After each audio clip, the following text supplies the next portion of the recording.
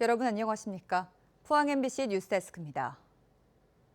포항시가 산업위기 선제대응지역 지정 이후 후속 대응을 마련하고 있는지 시의회로부터 질의가 나왔습니다. 시정 질문에서는 또 동해 토지구획지구 무단 사토 반입 문제와 포항시의 재정 건전성 확보 방안이 도마에 올랐습니다. 김기영 기자가 보도합니다. 지난달 28일 포항이 산업위기 선제 대응 지역으로 지정되면서 후속 대책이 궁금해졌습니다. 과거 군산, 거제와 같은 이 타 지역의 사례를 봤을 때 지원이 끝난 뒤에는 다시 관련 지표가 하락하는 등 이 반짝 효과에 그쳤다라는 평가가 있었습니다. 정부의 지정만으로 포항의 위기가 근본적으로 해결되는 건 아닙니다. 개별적으로 구체화하는 건 포항시의 역할과 능력입니다. 23개 사업 5,734억 원 규모로 이루어져 있지만 이게 그냥 총액 규모가 그렇게 되어 있는 것뿐 이 사업이 전부 다 구체화되어서 현실적으로 저희들에게 돌아오는 사업이 아닙니다. 김원주 의원은 30년간 표류하고 있는 동해지구 토지구획 정리 사업지에 허가받지 않은 사토 2만 7천 세제곱미터가 불법 반입된 경위와 대책을 따졌습니다. 다행히 사토는 토양오염 조사에서 모두 적합한 것으로 나왔습니다. 하지만 포항 전시 컨벤션 센터와 철강관리공단 완충저류시설 공사장 등 공공사업에서 나온 것이어서 포항시의 관리 감독은 부실했습니다. 공공에서 발주한 지금 사토나 폐토석이 불법 반입된 것에 대해서는 포항시가 굉장히 엄중하게 판단을 하셔야 된다는 말씀을 드리고, 포항시는 이 같은 문제가 재발하지 않도록 하고 사토 재반출에 시 예산은 투입하지 않겠다고 못 박았습니다. 컨벤션 센터하고 완충 저류시설 설치 사업한 데는 자기들이 실수했기 때문에 그 시공사가 다 책임을 물고 그렇게 해야 될 겁니다. 전주형 의원은 학산공원에 내년 5월 1,400세대 아파트가 입주하는데 학생들의 안전한 통학로가 없다고 대책을 따졌습니다. 아파트 거주 항도 초등학교와 포항중학교 학생은 500여 명으로 추산됩니다. 한 명이 겨우 지나다닐 수밖에 없는 좁은 길입니다. 만약 우천시의 서로 교행이라도 할 경우 1차선 일반 통행로인 차도로 학생들이 내몰릴 수밖에 없는 현실입니다. 정원석 의원은 포항시의 도시 정체성을 재정립하고 재정 건전성 확보와 지속 가능한 재정 운영 전략을 수립하라고 요구했습니다. MBC 뉴스 김기영입니다. 의료대란 여파로 악화된 근무 환경을 개선하라며 국립대병원 4곳의 노동자들이 오늘 하루 파업에 나섰습니다. 경북대병원 노조도 참여했는데 정부와 병원이 인력 충원 등에 대한 해법을 내놓지 않으면 대규모 2차 파업을 하겠다는 계획입니다. 손은민 기자입니다. 경북대병원 노조가 오늘 하루 파업했습니다. 간호사와 간호조무사, 물리치료사, 시설관리직 등 조합원은 2,500여 명, 80% 이상이 파업에 찬성했는데 이번엔 경고성으로 200여 명만 참여했습니다. 이들은 서울대와 강원대, 충북대병원 노조와 함께 서울에서 공동 파업 대회를 열었습니다. 국립대병원 노동자들이 파업까지 결의하며 요구하는 것, 인력 충원입니다. 전공의 집단 사직 상황에서 인력 충원 없이 노동 강도만 높아져 환자 안전을 위협하는 상황이라는 겁니다. 노사가 현장 인력 부족에 대한 인식을 같이 하고 인력을 합의했음에도 불구하고 기재부가 승인을 해주지 않아서 아직까지도 60여 명에 달하는 인력이 현장에 충원이 되지 않고 있습니다. 노조는 인력 감축을 내건 정부의 공공기관 혁신 가이드라인과 낮은 임금을 강제하는 총인건비제를 개선해야 한다고 주장합니다. 열악한 노동 조건이 바뀌지 않으면 공공의료도 무너질 거라는 겁니다. 수술 못 받을 그런 경우도 생길지 그런 것도 겁이 나고 지금 그래도 아직까지는 완전하게 정리가 안 되는 것 같아갖고 아직까지 항상 불안한 마음으로. 국립대병원 노동자들은 정부가 해법을 내놓지 않고 병원별 교섭에서도 진전이 없다면 오는 24일부터 더 큰 규모로 무기한 2차 파업에 나서겠다는 계획입니다.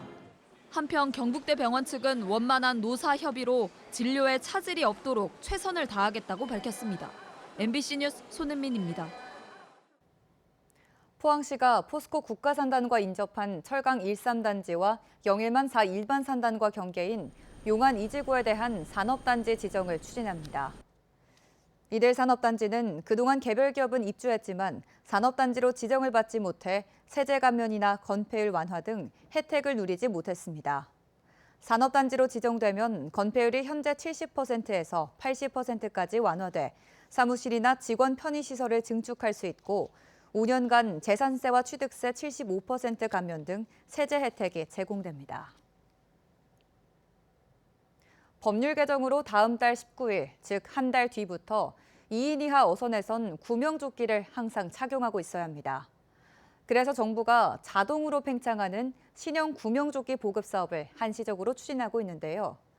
정부와 지자체가 80%를 보조해 자부담이 2, 3만 원 정도인데도 아직 신청하지 않은 어민들이 적지 않다고 합니다. 장성훈 기자가 보도합니다. 가자미 조업철을 맞은 포항수협 화로위 판장. 밤샘 조업을 마친 어선들이 하나둘 들어와 경매 준비를 하느라 분주합니다. 이들 어선의 대부분은 1인 또는 2인 이하의 소형 어선입니다. 이런 배들을 대상으로 다음 달 19일부터 승선시에는 항상 구명조끼를 착용하도록 의무화한 개정 법률이 시행됩니다. 현재는 기상특보 시 노출된 갑판에 있는 경우에만 착용하도록 하고 있는데 착용 의무를 대폭 강화한 겁니다. 그동안 소형 어선들의 사고가 잦았고 최근 5년간 어선 사고로 인한 사망 실종자 10명 가운데 8명 이상이 구명조끼를 착용하지 않은 것으로 나타났기 때문입니다. 1인 조업 하시는 분들이 많고 그러기 때문에 이거는 물에 빠지면은 조치를 취해줄 사람이 없기 때문에 무조건 이거는 극한 상황에 접하게 돼요. 이에 맞춰 해양수산부와 지자체, 수협은 지난 7월부터 어민들을 대상으로 수분이나 수압을 감지해 자동으로 팽창하는 신형 구명조끼 보급 사업에 들어갔습니다. 구입 비용의 80%를 정부와 지자체가 보조하면서 자부담이 20%에 불과해 현장의 반응은 좋습니다. 목숨에 직결되니까 아무래도 뭐 바다에 빠지면은 아무래도 살 확률이 적죠. 구명조끼를 입으면은 그래도 살 확률이 높아지니까 아무래도 이제 필수적으로 이제 구비를 해놔야. 하지만 이미 개인적으로 구명조끼를 비치했다는 등의 이유로 아직 신청을 하지 않은 어민들이 많습니다. 포항시의 경우 8월에 마감한 1차 신청 결과 전체 보급 대상 4,500벌 가운데 1,500벌, 3분의 1 정도만 신청했습니다. 이렇다 보니 경북의 구명조끼 보급률은 18.8%, 전국 평균 55.2%를 크게 밑돌았습니다. 특히 자부담 20%를 전액 지원해 사실상 무상보급인 경기도는 보급률이 87%에 달해 큰 대조를 보였습니다.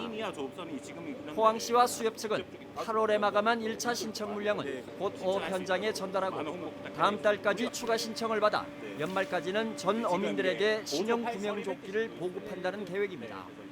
일부 어민들이 신청을 안 하고 계신 분도 있고 대다수 어민들이 신청을 하고 있는 상황이지만 이 상황이 이제 연말까지 전 어민들한테 원활하게 보급이 될 수 있도록. 해양수산부는 제도 시행일인 다음 달 19일부터 2주간의 계도 기간을 거친 뒤 집중 단속을 실시해 위반 시 300만 원 이하의 과태료를 부과할 예정입니다. MBC 뉴스 장성훈입니다. 요즘 태어나는 아이 10명 가운데 6명은 외동입니다. 실제 경북의 기혼 여성들의 조사해보니 희망 자녀 수는 2 이상이었지만 육아 부담과 의료 돌봄 인프라 부족이 추가 출산을 가로막고 있었습니다. 엄지원 기자가 취재했습니다. 올 초 첫 아이를 품에 안은 신도시의 한 부부. 아이는 눈에 넣어도 아프지 않을 만큼 사랑스럽지만 둘째 출산은 엄두가 나지 않습니다. 육아 자체도 벅차지만 주변 환경이 추가 출산을 주저하게 만듭니다. 애초 이 가정의 가족 계획은 셋이었습니다. 주변에 뭐 큰 병원이나 또 대학병원 그런 게 없으니까 먼 곳으로 가야 되니까 그런 게 좀 부담스러운 부분이고 또 주변에 또 아기가 놀 만한 시설이나 인프라가 많이 없어서. 실제 경북여성정책개발원이 경북 기혼 여성을 대상으로 조사한 결과 출산 의사와 현실 간 괴리가 컸습니다.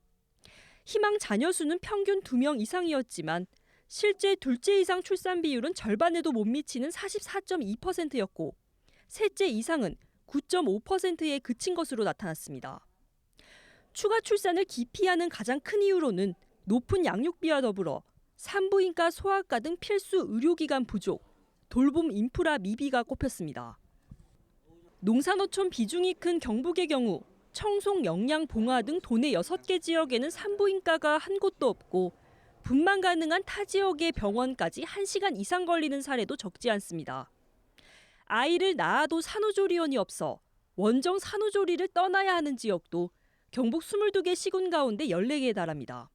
산부인과, 소아과의 원아웃 진료 체계를 더 강화한다. 그래서 열악한 지역에는 필수 의료 인력을 보건소에 주 2, 3회 정도 지원을 하는 것. 추가 출산 가구에 대해서는 병원 진료비와 더불어서 교통비를 좀 지원해주는 방법이 필요합니다. 경북에서도 혼인 연령과 첫째아 출산 시점이 늦어지는 점도 추가 출산을 막는 원인이지만 TK 특유의 보수적인 직장 가족 문화가 겹치면서 일가정 양립이 쉽지 않은 현실 속 여성들이 이른바 독박 육아에 내몰리기 쉬운 점도 추가 출산을 막는 요인으로 지적됩니다. 의료와 돌봄, 일자리와 의식 전반을 아우르는 저출생 대책이 현실에 제대로 뿌리내릴 때 저출생 문제도 돌파구를 찾을 수 있을 것으로 보입니다. MBC 뉴스 엄지연입니다. 경상북도가 농업 경쟁력 강화를 위해 이번 주부터 다음 달 22일까지 농어촌진흥기금 융자 사업 신청을 받습니다. 지원 규모는 총 655억 원으로 개인은 최대 2억 원, 스마트팜 조성농가는 최대 5억 원까지, 법인은 최대 5억 원, 스마트팜 법인은 최대 10억 원까지 연 1% 저리로 지원합니다. 특히 청년 농업인은 상환 기간을 최대 20년으로 늘려주고 2자녀 이상을 둔 다자녀 농어가는 금리를 최대 0.5%까지 낮춰 가계 부담을 덜 수 있도록 했습니다. 경상북도가 추석을 맞아 다음 달 12일까지 서울 영등포와 구리 등 전국 8개 농촌 융복합 산업 안테나숍에서 추석맞이 특판 행사를 엽니다.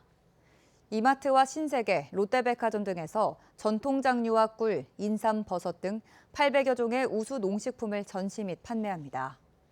구매액 10% 상당의 사은품을 증정하고 SNS 홍보 참여자에게는 추가 증정 행사도 진행합니다. 경주시는 반려동물과 시민이 함께 즐길 수 있는 새로운 문화 공간으로 반려동물 테마파크 조성 사업을 실시합니다. 반려동물 테마파크는 강동면 유금리, 미덕대 부지 2만 7천여 제곱미터에 200억 원을 투입해 오는 2027년 완공을 목표로 추진됩니다. 테마파크에는 반려동물 운동장과 공연장, 돌봄관, 애견 카페, 패티캣 어린이 가상체험관 등 다양한 시설을 설치할 예정입니다.